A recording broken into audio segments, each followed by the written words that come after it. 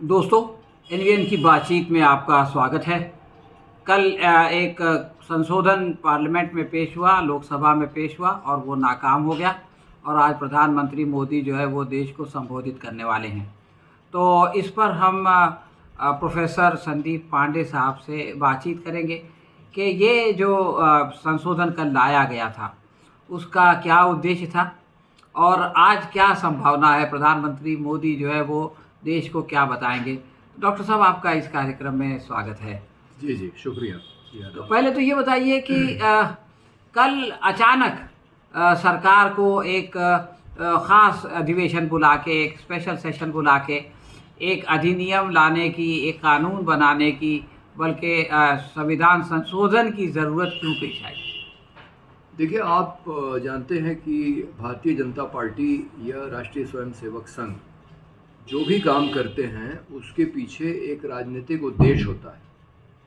और ये जो संशोधन करने की कोशिश की गई महिला आरक्षण के नाम पे, पहले तो भारतीय जनता पार्टी की इसी सरकार ने जब ये पहली बार ये बिल लेके आए थे तो इन्होंने कहा कि 1/3 आरक्षण देने के लिए, तो इन्होंने कहा कि वो तो पारित हो ही गया था भाई, अगर उसको लागू करना है तो ये कर ही सकते हैं, इस समय जो सीटें हैं उसमें आप कर दीजिए तुरंत।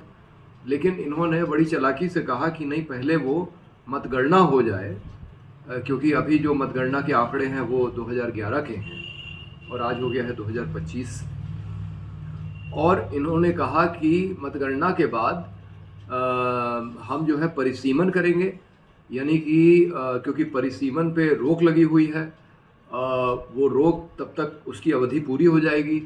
और कुछ इलाकों में देश की जनसंख्या अन्य इलाकों के मुकाबले बढ़ गई है, तो वहाँ पे नई सीटें बनेंगी और पार्लियामेंट की सीटों में बढ़ोतरी भी होगी और तब ये लागू होगा। लेकिन मतगणना पूरी होने के पहले ही अभी शुरू ही हुई। अचानक इसको लाने का मकसद सिर्फ ये था कि जो चुनाव हो रहे हैं और उसमें खासकर बंगाल का, और बंगाल में ये बहुत साफ है कि वहाँ की औरतें ममता बनर्जी के साथ में हैं। आप देखिए, जिस किस्म की सांसदें तृणमूल कांग्रेस की संसद के अंदर है उतनी शायद ही किसी पार्टी की हो।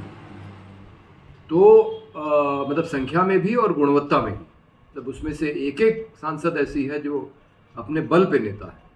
जबकि ये जो संगठन है भारतीय जनता पार्टी और आरएसएस, इसके बारे में आपको मालूम है कि राष्ट्रीय स्वयंसेवक संघ में तो महिला का कोई स्थान ही नहीं, मतलब महिला मेंबर बन ही नहीं सकती। उनके लिए एक अलग संगठन है जिसका नाम है राष्ट्रीय सेविका संघ, उसमें स्वयं हटा दिया। तो वॉलंटियर यानी स्वयंसेवक, मतलब वॉलंटियर तो सिर्फ आदमी हो सकता है और औरत उसकी सेविका ही हो सकती है, उसकी सेवा ही करेगी। ये तो भारतीय जनता पार्टी और आरएसएस का महिलाओं के प्रति दृष्टिकोण है, जो कि पूरी तरह से पितृसत्तात्मक है, पुरुषवादी है, पेट्रियार्कल है।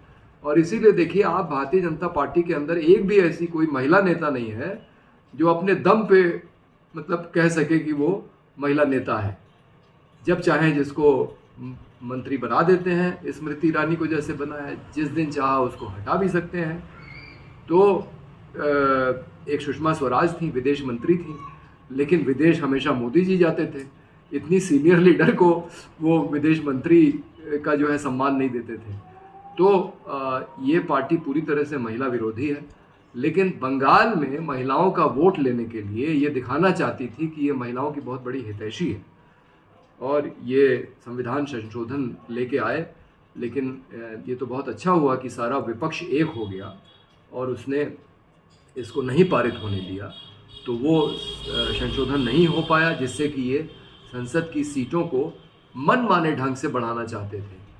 815 करना चाहते थे। लोग पूछ रहे थे इसका आधार क्या है, आप किस आधार पे कर रहे हैं? तो ये कह रहे थे नहीं, हम हर एक राज्य में जो है 50% बढ़ा रहे हैं। लेकिन भाई पहले जनगणना तो होने दीजिए, उसके बाद आप तय कीजिए। और दक्षिण के राज्यों को बहुत बड़ी दिक्कत है इससे, क्योंकि उनका कहना है कि हमने तो आबादी पे नियंत्रण पाया, क्योंकि अभी तक तो यही लोग कहते थे कि आबादी भारत की बहुत बढ़ गई है, उस पर नियंत्रण होना चाहिए। और अब जब ये दक्षिण के राज्यों की आबादी कम है, उत्तर भारत के राज्यों की आबादी उनके अनुपात में ज़्यादा हो गई है, तो अब बड़ा अजीब स्थिति पैदा हो गई है, जिसमें कि वो आंध्र प्रदेश का मुख्यमंत्री कह रहा है कि नहीं, 3-3 बच्चे पैदा कीजिए। कभी कोई आरएसएस का कह देता है कि नहीं, मुसलमानों की आबादी तेजी से बढ़ रही है, एक दिन उनका बहुमत हो जाएगा तो हिंदू ज़्यादा बच्चे पैदा करें। मतलब इनको मालूम ही नहीं है कि देश की नीति क्या होनी चाहिए आबादी को लेके। कभी कह देंगे कि जिसके 2 से ज़्यादा बच्चे हैं वो पंचायत चुनाव नहीं लड़ सकता, फिर इन्हीं की सरकार राजस्थान में उस कानून को ख़त्म भी कर देती है।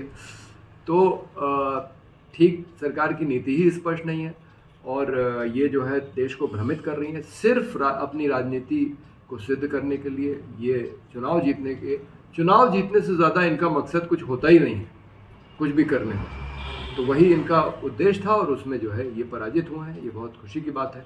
इसी तरह से अगर विपक्ष संगठित रहेगा तो हमें उम्मीद है कि एक दिन ज़रूर ऐसा आएगा जिसमें संसद की सीटें भी बढ़ेंगी तार्किक ढंग से, ये ध्यान रखते हुए कि दक्षिण भारत को खामियाजा ना भुगतना पड़े, बल्कि उनको तो आपको पुरस्कृत करना चाहिए कि उन्होंने अपनी आबादी पर नियंत्रण स्थापित किया है और महिलाओं को उनका 33% नहीं, सोशलिस्ट पार्टी इंडिया जिससे मैं जुड़ा हूँ 50% आरक्षण मिलना चाहिए। ये बड़े शर्म की बात है कि भारत की संसद में महिलाओं का प्रतिशत हमारे अड़ोस पड़ोस के जो देश हैं पाकिस्तान और बांग्लादेश उनसे भी कम है। तो ये बहुत शर्म की बात है। हमारा प्रतिशत, हम एक लोकतंत्र हैं, अगर हम मानते हैं कि आधी आबादी हमारे समाज का हिस्सा है तो उसको आधा आरक्षण मिलना ही चाहिए। शुक्रिया। डॉक्टर साहब